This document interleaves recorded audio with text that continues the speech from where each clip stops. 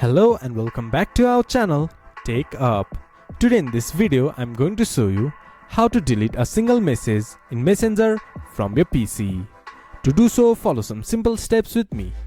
First of all, open your Messenger application or go to Messenger from your browser. Then this type of interface will appear in your screen once you have logged into your account. From here, in the chat section, navigate to the chat in which you want to delete a single message. Then hover your mouse to that message. There you can see 3-dot button. Click on it. There you can see remove option.